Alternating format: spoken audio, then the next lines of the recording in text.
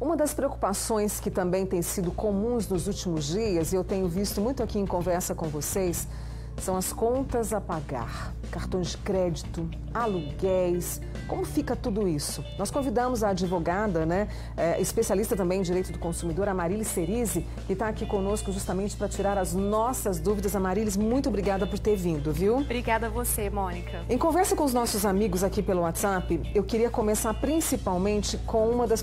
Porque assim, as pessoas não sabem se vão ter dinheiro para pagar as contas, o que pode pagar, o que não pode pagar. Podemos começar pela questão dos cartões de crédito, que foi uma pergunta muito comum ontem que eu recebi aqui. Como fazer com o cartão de crédito, com a conta que vai chegar a fatura?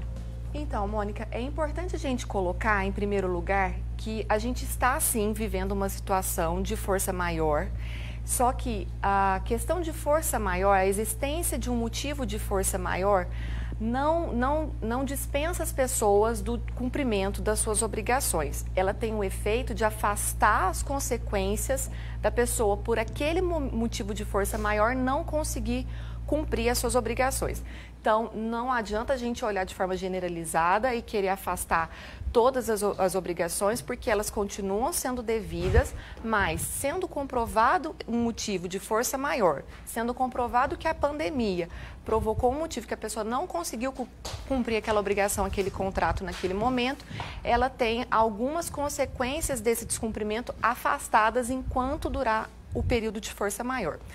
No caso dos cartões de crédito, ainda não saiu nenhuma orientação do Banco Central, nenhuma norma específica determinando a prorrogação dos vencimentos das parcelas de cartão de crédito e também não saiu nenhuma determinação de redução de juros. O governo não anunciou nenhuma medida de corte de juros de cartão de crédito especificamente. Entendi. Mas o que a gente tem observado na prática é que as instituições estão sim flexíveis e estão dispostas a negociar parcelamentos, redução de juros. Na prática a gente tem observado isso. Falamos do cartão de crédito. Em relação outra pergunta que veio bastante aqui para a gente ontem, questão de mensalidade escolar. As escolas estão fechadas, não sabemos quando vão voltar. Como fica a questão do pagamento da mensalidade escolar?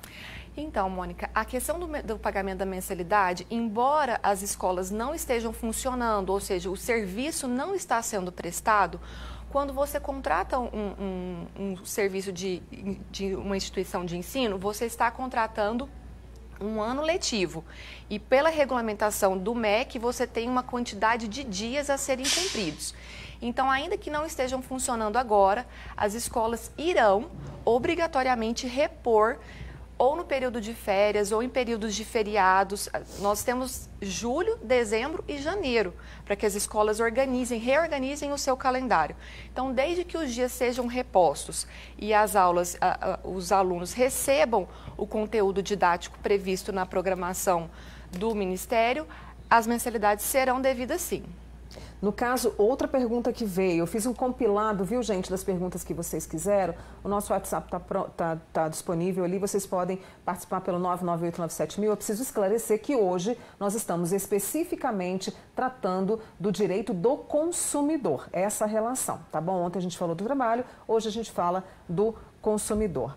Transporte escolar também foi uma outra dúvida aqui dos nossos amigos que acompanham o Manhã Total. Pessoal que paga o transporte escolar. Perfeito. O transporte escolar já é uma situação diferente, porque você paga pela utilização do serviço e não por um período anual ou uma quantidade de utilização. Então, para o período que os alunos não estão utilizando o transporte escolar, nós devemos sim renegociar com o fornecedor para não pagar naquele período, porque o serviço não está sendo prestado.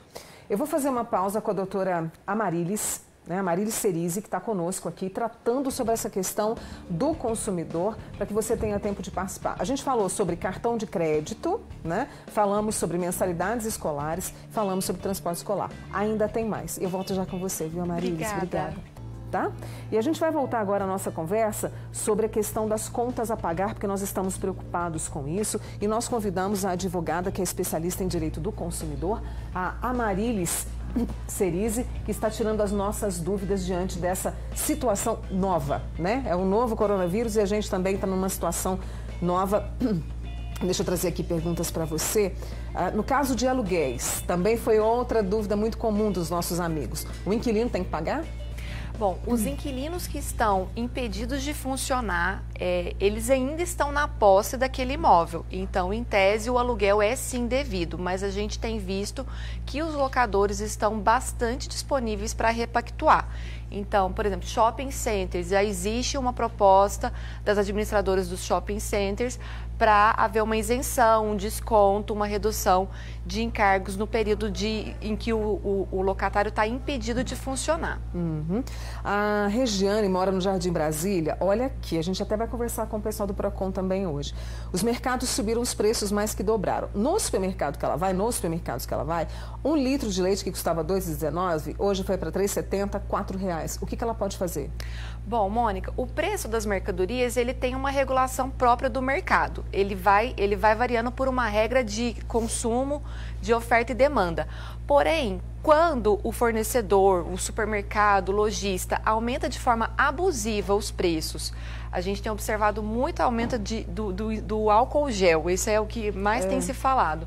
Quando existe um aumento abusivo, aproveitando uma circunstância excepcional, essa prática ela é prevista como crime no Código de Defesa do Consumidor. O consumidor tem que denunciar. Daqui a pouquinho a gente vai conversar também com o superintendente do Procon. Comprei um apartamento e estou pagando parcela para a construtora. Neste caso, uma parcela pode ser prorrogada? Eu acredito que se de repente ele não recebeu o salário.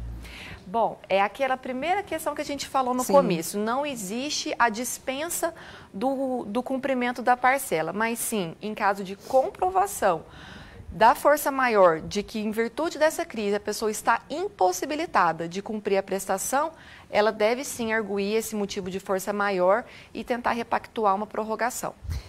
Sobre uma instituição de ensino privado ao colocar plataformas online, tem muitas, né, que colocaram. Pode haver redução de mensalidade, o que está previsto na lei? Não existe uma previsão de redução de mensalidade por conta da mudança da forma de oferecer o serviço de educação. E a gente tem que lembrar também que as escolas, muitas das instituições de ensino, tiveram esse custo de implementar uma plataforma online de uma hora para outra. Esse custo não estava previsto. Então, é possível que as partes negociem essa redução, mas não é algo que está previsto em lei, que é obrigatório para que a instituição faça. Mais uma questão em relação a quem tem imóvel comercial alugado, que fecharam diante da crise. Como é que fica isso? Né? Mais uma vez, questão de aluguel agora de imóveis. A pessoa que está impedida de funcionar por conta de uma determinação, isso é sim um motivo de força maior que ele pode arguir para prorrogar um vencimento ou para buscar uma isenção pelo período que ele não tá podendo funcionar.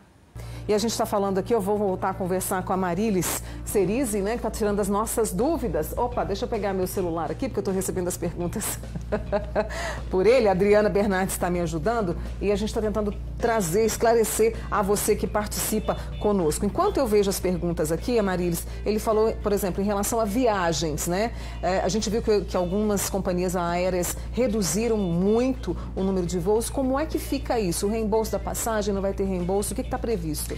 Bom, Mônica, para o cancelamento das viagens, a gente tem a regulamentação da ANAC e saiu recentemente uma MP, uma medida provisória 925, também trazendo algumas regulamentações a respeito da situação que fica com os cancelamentos de viagem. Então, o voo sendo cancelado pela companhia aérea ou sendo uma situação em que o próprio consumidor deseja cancelar para não se expor ao risco, as companhias devem disponibilizar a remarcação das passagens sem qualquer tipo de custo, observada apenas se houver diferença tarifária entre as épocas de viagem, baixa temporada e alta temporada, mas a gente tem visto que as companhias estão bastante flexíveis para fazer essa remarcação sem custo e elas também têm que disponibilizar o reembolso das passagens, caso seja este o interesse do consumidor.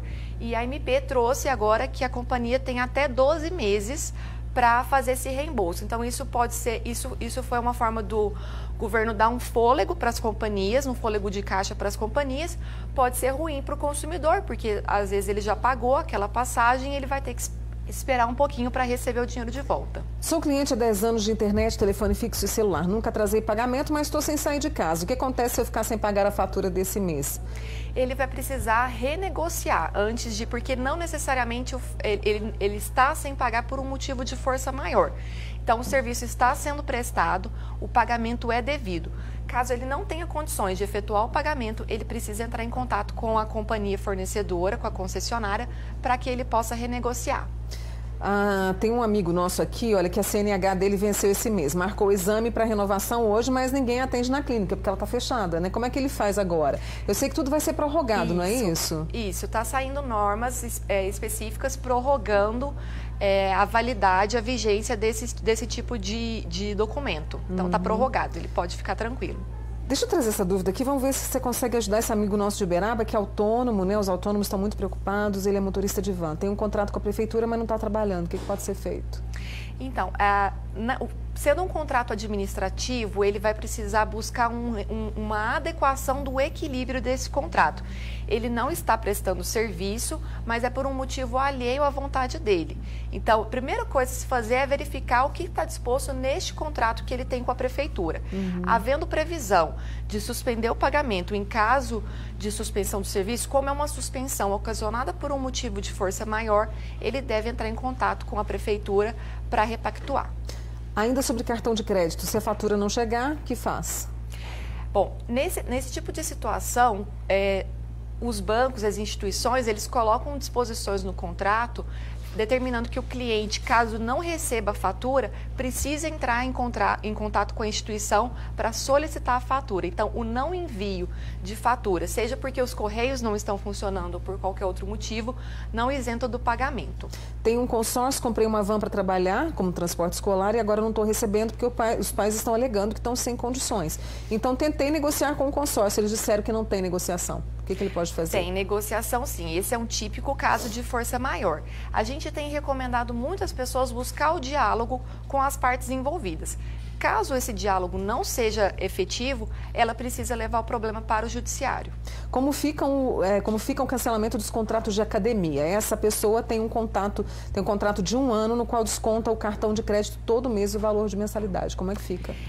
As academias, elas têm buscado oferecer a seguinte solução: prorrogar o prazo do contrato para o final. Então, se a academia ficou 30 dias sem funcionar em virtude da pandemia, ela vai adicionar 30 dias no plano desse aluno. Então, o plano, ele é uma quantidade total de um prazo de contrato dividido em 12 parcelas e essas parcelas continuam devendo ser pagas a princípio.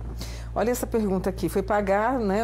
Foi a uma loja grande de departamento, foi fazer o pagamento, mas, claro, está fechada por decreto. O que fazer, pois os juros só aumentam? A gente já falou disso, mas para reforçar. Todas essas lojas estão oferecendo meios alternativos para emissão e pagamento da fatura. Se ele não tiver outro meio, porque normalmente essas lojas de departamento pedem que você faça o pagamento lá. Se você não tiver como efetuar o pagamento, esse valor deve ser prorrogado sem qualquer tipo de juros. Muito bem. A construtora quer cancelar o contrato de compra e venda de um apartamento. O Procon está funcionando pelo 151, tá? Ou então pelo e-mail procon@uberlandia.mg.gov.br. Diz que já pagou 3 mil nesse contrato, eles querem cobrar 1.000 de rescisão. No contrato diz que de 10% a 20% da rescisão ali. Por que a cobrança está sendo... Porque a cobrança está sendo abusiva. Como está tudo fechado, não sei como agir. Mas eu estou reforçando para você, o Procon está funcionando via o telefone e e-mail. Então, Mônica, nesse caso específico, se o cancelamento está partindo da construtora, é ela, na verdade, que deve pagar a multa para o comprador. Agora, se o cancelamento está partindo do comprador, porque ele não está tendo condições de efetuar o pagamento, existe a previsão, sim, da cobrança de uma multa. Essa previsão, ela é legal, dentro de determinados patamares, ela é legal. Então, a construtora, a incorporadora, ela tem direito de reter essa multa e ela é obrigada a devolver o saldo restante para o comprador. A gente esclareceu aqui muitas dúvidas comuns, né, que vocês nos pediram, e claro que a gente continua nessa batalha de trazer o que está sendo feito pelo governo, o que vai ser possível de fazer diante de uma situação, eu repito, não é, Amarilis, atípica. Absolutamente atípica e anormal. E anormal, e a gente vai tentando informar aqui para você como é que as coisas vão ficando. Obrigada, viu, Amarilis? Obrigada a você, à disposição. A Amarilis Cerise, que é advogada especialista em direito do consumidor, com a gente aqui hoje, tá?